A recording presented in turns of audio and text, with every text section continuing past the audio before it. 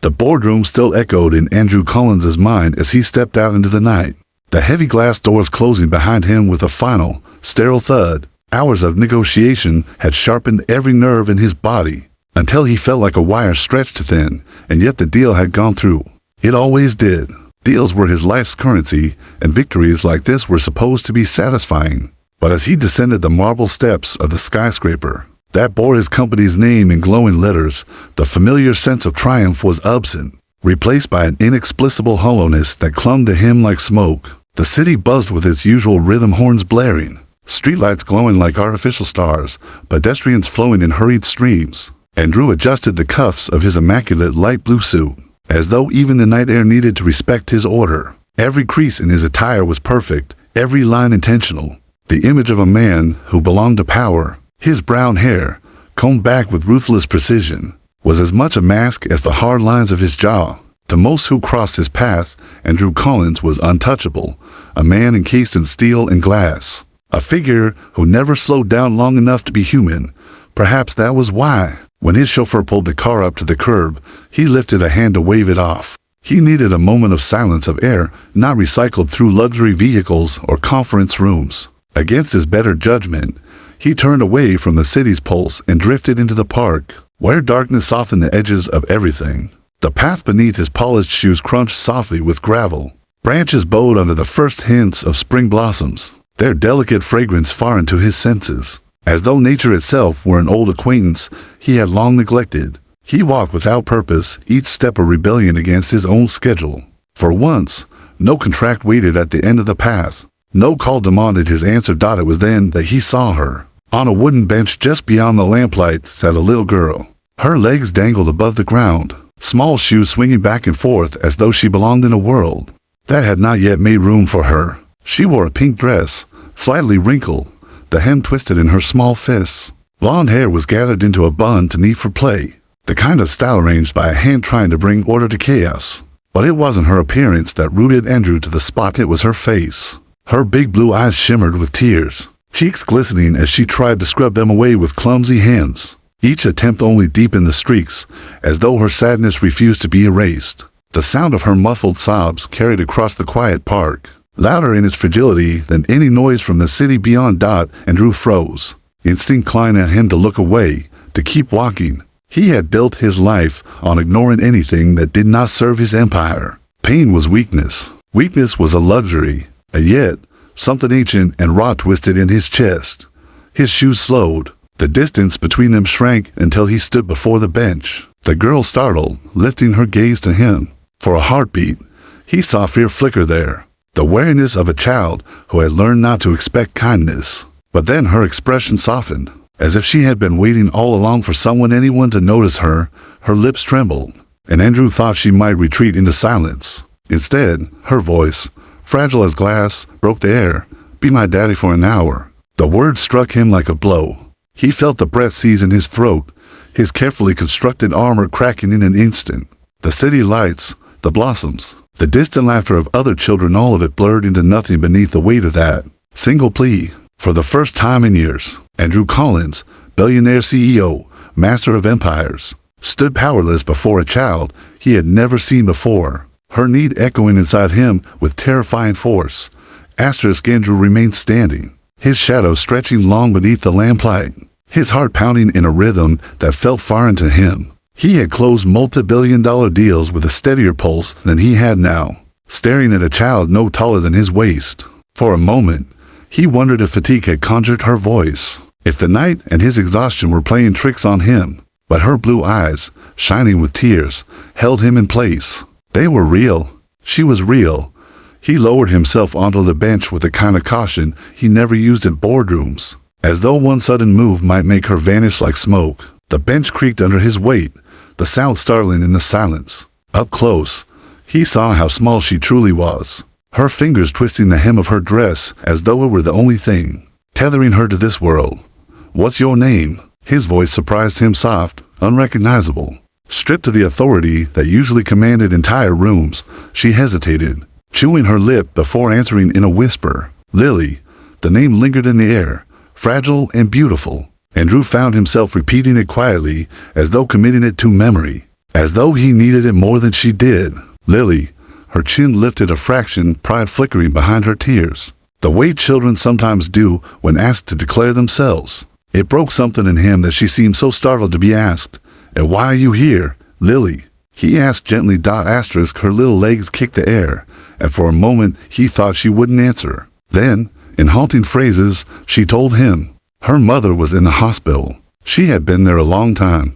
Her voice quivered, but she forced herself not to cry again. She didn't have a father. There was no one to come for her when other children were scooped up into warm arms. No one to walk her home when the park grew to dark. Andrew felt his chest tighten until breathing was work. The night air seemed colder, sharper. He should have excused himself, stood, walked away as he always did when confronted with emotions he couldn't control. Yet his body betrayed him, rooted to the bench, his gaze locked on the tiny girl whose loneliness was painted across every word.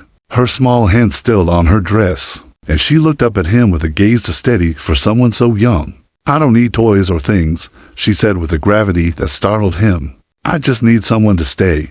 The words carved through him, slicing straight into the chamber of his heart he had long since locked away. For years, he had trained himself to forget the accident, to bury the memory of his daughter, the daughter he had lost so suddenly, so brutally beneath the endless grind of success. He had taught himself that grief could be silenced with money, with control, with the next victory.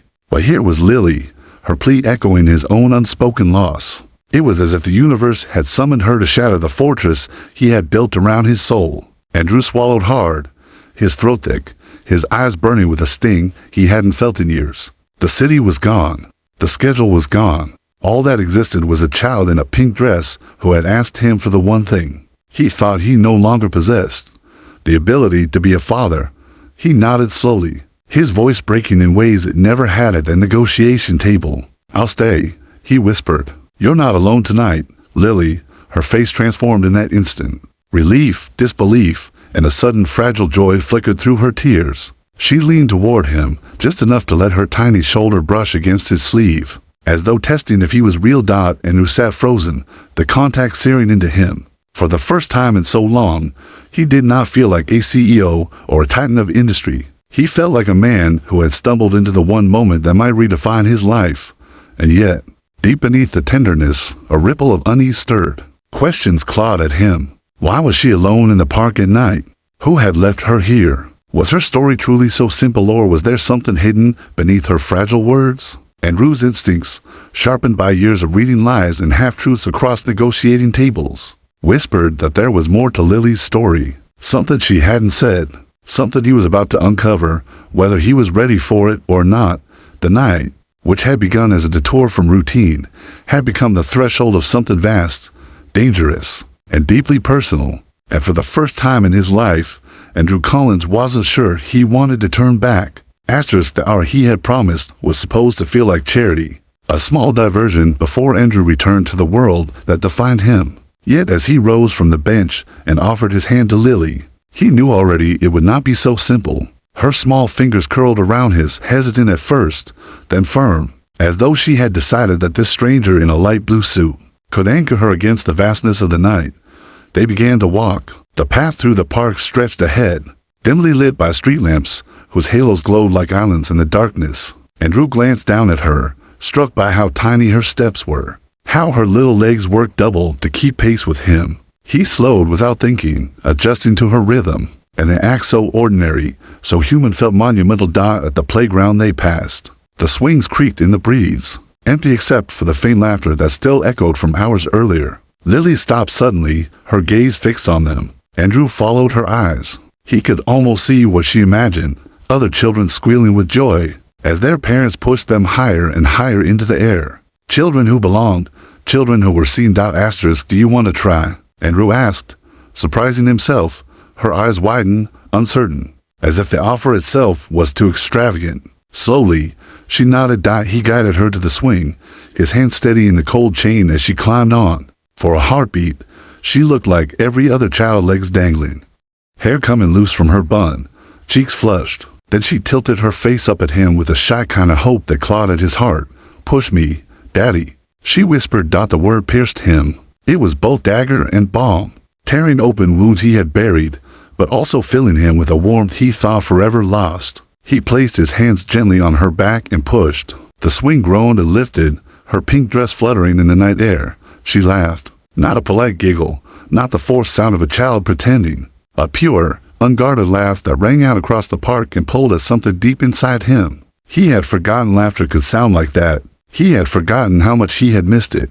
But beneath the fragile joy, unease stirred. He watched her carefully, noting how she clung to the chains even when the swing slowed. How her smile faltered whenever silence threatened to creep back in. She was a child who had learned to treasure fleeting moments because they never lasted. "Lily," he said softly when the swing came to a stop. "Where do you live?" Her feet scuffed the gravel. She shrugged, not meeting his eyes. "Not far." It was a half answer, evasive. Andrew recognized the tone. He had heard it across polished tables when competitors tried to hide what they didn't want revealed. But here it was in the mouth of a child, and that unsettled him more than any corporate lie ever had. As they left the playground, he noticed her gaze darting toward the shadows, toward the trees, as though checking if someone might step out. His instincts sharpened. Something wasn't right. Children did not sit alone in parks after dark without reason. Children did not speak with such weary truth unless they had been forced to. The night pressed heavier as they walked. The city beyond seemed distant, irrelevant. He found himself studying Lily's face, memorizing the curve of her cheek, the tremble of her lips, as though he feared she might vanish if he looked away. "Does anyone know you're here?" he asked. She stopped walking. For a long moment she stared at the ground, her small hands clenched at her sides. When she finally spoke, her voice was thin, brittle. "They don't notice," she said. "Nobody notices when I go." The words hit him like ice. Nobody noticed. A child's disappearance into the night, unseen, unmissed. His pulse quickened, and he realized this was no longer about generosity or distraction. Something dark threaded through Lily's life, and by stepping into it even for an hour, he was crossing into dangerous, unknown territory. He tightened his grip on her hand, not out of fear of losing her in the dark, but from a rising conviction that she had been lost long before tonight, and that he, for reasons he could not yet understand, had been chosen, dragged by fate itself to find her. The hour stretched before him like a test. He had promised to stay, but with every step beside Lily, Andrew Collins understood something chilling. This was no simple promise. This was the beginning of a story that would strip him of every illusion of control. The city park narrowed into silence as Andrew and Lily walked side by side, their shadows stretching long under the dim lamps. To anyone passing, it might have looked like a father and daughter taking an evening stroll. To Andrew, it felt like walking through a dream he hadn't allowed himself to have in years. Her hand in his was so small, so delicate, that he felt the constant urge to tighten his grip, as though one careless moment would let her slip away. Each step was heavier than the last, not because of exhaustion, but because of the weight pressing on his chest. Memories clawing their way up from the depths, where he had buried them. Lily was speaking again, her voice calm, but threaded with loneliness too deep for her ears. She talked about her mother's illness, about the hospital with its white walls and nurses who always looked rushed. She described the beeping machines and the way the smell of antiseptic clung to her mother's skin. Her words were simple, but Andrew heard the truth beneath them. The girl was raising herself in the margins of other people's pity. He tried to listen without breaking, but with every fragment she revealed, his own buried wound tore open wider. His daughter. The memory struck unbidden. A Sunday morning years ago. Sunlight spilling into the living room where his little girl had danced clumsily in her socks. She had worn a yellow dress, her hair bouncing as she twirled. He could still hear the sound of her laugh, the sound that had once defined his world. Then the accident, the phone call, the sterile hallways of a hospital where he was delayed to hold her one last time. Andrew had buried it all beneath concrete and ambition. He had convinced himself that grief was a weakness he couldn't afford, that love only made men vulnerable. And now, standing in the cool air beside Lily, he realized how fragile that fate had always been. He stopped walking. Lily tugged at his hand, confused. "What's wrong?" He looked down at her. For a moment, he couldn't speak. His throat locked, and it terrified him. He was Andrew Collins, the man whose voice commanded rooms, dictated markets, and bent men twice his age to his will.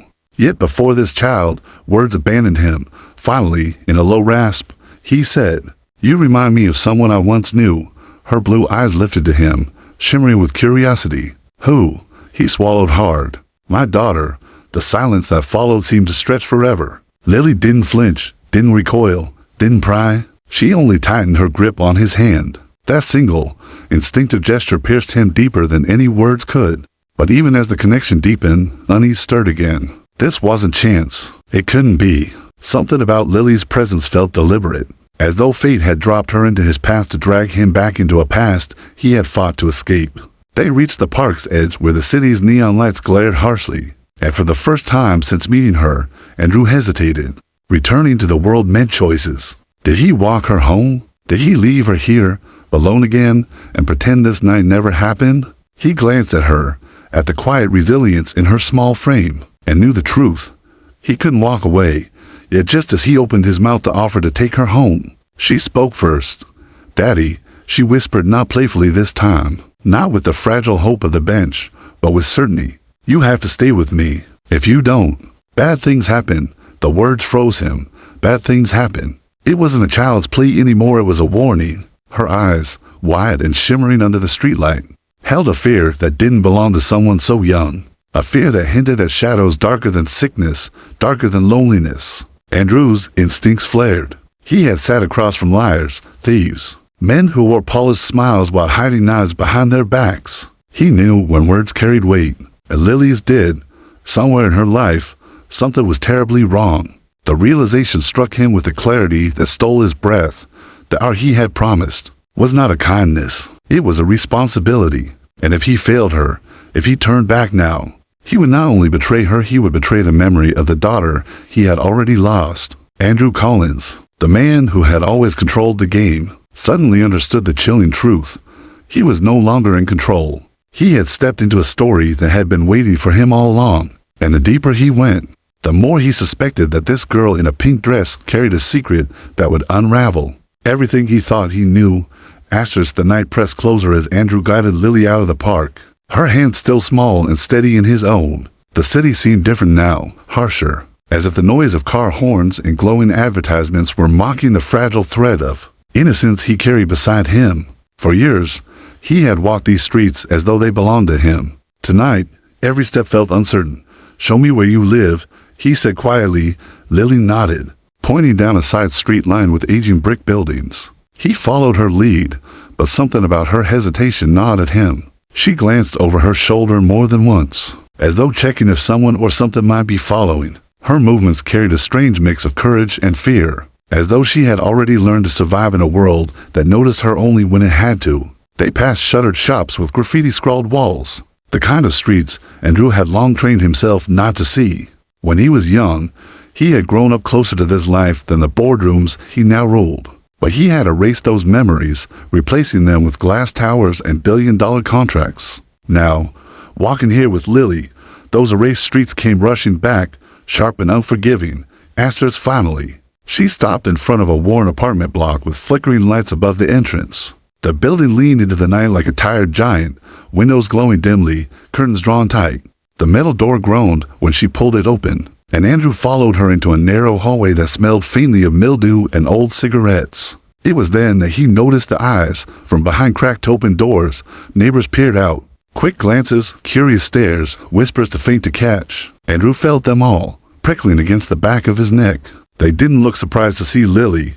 They looked surprised to see him. A man in a sharp suit holding her hand, walking her home. Their eyes flickered with suspicion, with judgment, with something unspoken that unsettled him more than the smell of decay in the hallway. "Do they know you?" he asked under his breath.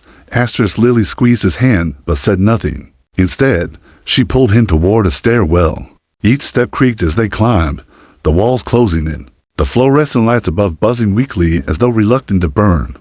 When they reached the third floor, Lily stopped in front of a door. The number was faded, the paint chipped. She fumbled with a key from the pocket of her dress, then pushed the door open. Inside, the apartment was small and dim, lit only by a lamp in the corner that cast long shadows across the room. The space was sparse, bare walls, a worn couch, a table stacked with unopened mail. On the floor near the corner sat a circle of dolls, their plastic faces chipped and scratched. They were arranged carefully, as though Lily had been trying to make them into something more than they were, a family. And Rue's chest tightened. She let go of his hand, darting to the dolls. "These are my friends," she said softly, arranging them again. "They listen to me, but they don't talk back." He lowered himself onto the couch, his gaze sweeping the apartment. It was too empty. No photos, no warmth, no sign of a life being lived. The air carried the faint, stale smell of hospital visits, of absence. "Where's your mother?" he asked gently. Lily straightened, her hands twisting in her dress. "She's still at the hospital. The nurse says maybe she'll come home soon." Her voice cracked on maybe. Andrew's phone buzzed in his pocket. The sharp vibration felt like an intrusion, dragging him back toward the empire he had built. He ignored it. For the first time in years, business could wait. He studied Lily, her small frame standing in the middle of a room that felt far too big without love in it. Something gnawed at him. It wasn't just neglect. It was deeper. The apartment felt watched. He thought of the neighbor's stairs, the way doors had cracked open as he passed. Why would they watch so closely unless there was something to watch for? "Lily," he said carefully, "who takes care of you when your mother is gone?" She hesitated. Her lip trembled. "Sometimes, no one. Sometimes Mrs. Klein from next door checks, but she doesn't like me. She says I cry too much." Andrew felt heat rise in his chest. A child left alone in this silence. Her comfort nothing but battered dolls and the hope of a sick mother returning. Rage mixed with grief until he could barely tell them apart. But before he could respond, a sound cut through the stillness. A floorboard creaked in the hallway. Andrew turned his head sharply toward the door. For a moment, silence. Then another creak, deliberate this time, like someone standing just beyond the threshold, listening. His instincts, honed from years of deals where trust was a weapon, screamed at him. They weren't alone. Lily froze, her eyes wide. She whispered so softly he almost missed it. "I told you, Daddy. Bad things happen when no one stays." The word sent a chill down his spine. Because in that moment, he believed her. Asterisk, the sound outside Lily's door lingered long after the hallway went silent again. Andrew stayed still, every sense sharpened. His body coiled like a man who had been ambushed one too many times in boardrooms, where silence was never innocent. He listened, waiting for another creak, another breath, but the corridor gave nothing away. Whoever had been there was either gone or waiting for him to let his guard down. He looked back at Lily. Her small frame stood stiff beside her dolls, her eyes wide with a fear that was too old for her years. "Do you know who that was?" he asked quietly. She shook her head, but the movement was too quick, too rehearsed. She was hiding something. Andrew crouched to meet her gaze, forcing a gentleness into his voice. "You're safe. As long as I'm here, no one will hurt you." The words surprised him because he meant them. He hadn't meant anything with this kind of weight in a very long time. Lily nodded, but she did not unclench her hands. "Can we see Mommy now?" she whispered. The request caught him off guard. He hesitated, then nodded. "Yes, let's go." She slipped her hand into his again, and together they left the apartment. The hallway seemed narrower now, each shadow deeper, each whispering door more accusing. Andrew felt the eyes again, though he could not see them. When they stepped outside, the cool night air was a relief, but the unease clung to him like a second skin. He hailed a cab, ignoring his chauffeur's unanswered texts, and slid into the back seat with Lily. The driver cast a curious glance at them, but said nothing. As the city blurred past the windows, Andrew's phone buzzed again and again, urgent calls from partners, assistants, people who expected him to always answer. He powered it off. For the first time in his adult life, business could wait. The hospital rose ahead, a monolith of white stone and glass, sterile and unfeeling. Inside, the air was thick with antiseptic, the scent so sharp it dragged him back to that other hospital, the night he had lost everything. He nearly faltered, his hand tightening around Lily's as though she were the one guiding him now. The nurses at the front desk glanced up, their faces tightening when they saw him. A billionaire CEO in a flawless suit holding the hand of a child in a wrinkled pink dress. He must have looked like an intruder in a world of stretchers and sorrow. "Room?" he asked, his voice low, commanding without effort. Lily answered for him. "Mommy's in for 112. They made their way through corridors that hummed with machines and hushed footsteps. When they reached the room, Andrew hesitated at the door. Something inside him twisted the memory of another hospital door, another child, another lost Dot, but Lily pushed the door open before he could stop her. Inside, a woman lay on the bed, frail and pale, her blonde hair matted against the pillow. Her chest rose and fell with effort, machines hissing beside her, tubes snaking into her arms. She looked like someone who had fought too long in the hard, someone who had carried too much. "Mommy," Lily breathed, darting to her side. The woman stirred, her eyes fluttering open. When she saw her daughter, a weak smile spread across her face. Then her gaze shifted and landed on Andrew. Something in her expression changed. Shock, recognition, and fear all at once. Andrew froze. He had never seen this woman before, or so he thought. But the way she looked at him, as though she had been expecting him, unsettled him to his core. Her lips parted, her voice hoarse but urgent. "You shouldn't be here."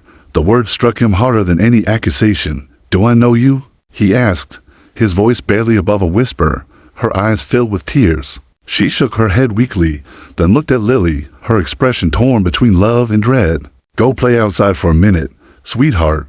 Lily frowned but obeyed, stepping reluctantly into the hallway. The door closed softly behind her, leaving Andrew and the woman alone. The silence between them was suffocating. Andrew's heart pounded, his instincts screaming. This woman knew something about him, about Lily, about why fate had placed them in each other's path. Her frail hand trembled as she reached for him. "Andrew Collins," she rasped, naming him without hesitation. His blood ran cold. "I know who you are," she continued, her voice breaking. "And if you found Lily, it means the past is coming back for both of us." Andrew stared at her, his breath shallow. "What past?" Her eyes shimmered with grief, with secrets she had carried along. "The one you thought was buried with your daughter." The word shattered him. For the first time in years, Andrew Collins felt the ground beneath his feet tilt, as if the entire empire he had built, the armor he had worn, was crumbling beneath the weight of a truth he could no longer ignore, and he knew, with bone-deep certainty, that this was only the beginning. Andrew's pulse hammered in his ears. The sterile hospital room, with its beeping monitors and flickering fluorescent light, suddenly felt like a cage closing around him. He had walked into this place expecting little more than confirmation of a sick mother and a lonely child. Instead, he stood at the precipice of something vast and terrible, something that smelled of secrets and old grief. The woman on the bed, Lily's mother, watched him with eyes that were glassy yet sharp, the gaze of someone who had carried truths too long. Her frail hand clutched the blanket, veins standing out against her pale skin. "What do you mean?" Andrew forced out, his voice brittle. "What does my daughter have to do with you?" Her lips trembled. "Not your daughter, Andrew. Our daughter." The words slammed into him, shattering the fragile composure he had managed to hold. His mind reeled, rejecting and replaying the sentence in the same breath. "Our daughter." He staggered back a step, his throat tight. "That's impossible. My daughter is gone. I buried her." His voice cracked, memories crashing down like broken glass. The little yellow dress, the sunlight, the accident, the coffin too small for the world it held. The woman shook her head, tears sliding down her temples. "Yes, you lost her. But there was another. A secret you never knew because I kept it from you. Because I had to." And Rue's legs nearly gave out beneath him. He gripped the cold metal rail of the bed, clinging to it as though it were the only thing holding him upright. "Lily," his voice was hoarse, strangled. "You're telling me Lily is yours," she whispered, the word carrying the weight of years. "Yours and mine." For a long, terrible moment, the world went silent. Even the machines seemed to hold their breath. Andrew's mind roared. Images of Lily flooded him, the way her small hand had fit into his, the way her laugh had pierced through his armor, the way she had whispered, "Be my daddy," for an hour, as though fate had scripted it. Every piece fell into place, cruel and undeniable, his chest constricted, grief and shock twisting together. He had spent years burying his heart, telling himself he was incapable of being a father again. Yet here she was, his daughter, alive and trembling under the weight of loneliness he should have been shielding her from. But beneath the tidal wave of revelation lurked another question, darker and more dangerous. "Why didn't you tell me?" His voice dropped into a low growl, part anguish, part fury. "Why let her grow up like this? Alone, afraid? Why hide her from me?" The woman coughed, the effort rattling her frail body. Her hand reached weakly toward him, but her voice remained steady. "Because, Andrew, the night you lost your daughter, you weren't just a grieving father. You were a man with enemies, people who would use any weakness, any vulnerability to destroy you. If they had known about Lily," she broke off, swallowing hard, "they would have taken her. And I couldn't let that happen." The weight of her words sank into him.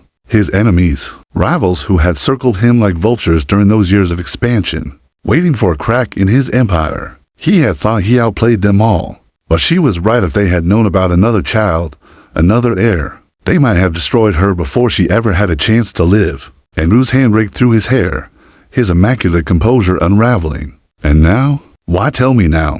Her eyes softened, resignation clouding them. Because I'm dying, and when I'm gone, she'll have no one. She'll need you. The words cut deeper than any blade. He wanted to scream, to deny, to rage at the universe for its cruelty. But all he could think of was Lily's tiny voice in the park, asking him to be her daddy for an hour. She had known, somehow, not the facts, not the history, but in her heart, she had recognized him. Blood calling to blood, the door creaked open. Lily stepped inside, her small face pale, but resolute. She looked at her mother, then at Andrew, sensing the heaviness in the air. She didn't speak at first. She just walked over, climbed onto the bed, and nestled beside her mother, her small hand reaching out to grasp Andrew's. Her blue eyes lifted to him, shimmery with tears, but steady with something else. Recognition. You'll stay, she whispered. Andrew's throat closed, tears threatening to spill. He squeezed her hand, his voice breaking as he whispered back, I'll stay. Not for an hour, Lily, for as long as you'll have me. Her face lit with fragile hope. And in that instant, Andrew Collins, the billionaire CEO, the man who had built an empire to bury his grief, felt something break and something new take root. But in the shadows of the hospital hallway, unseen eyes watched. Someone had been waiting for this moment, for the truth to resurface. And as Andrew pulled Lily close, the storm that had been brewing in secret began to move. The hour was over. The real reckoning had begun.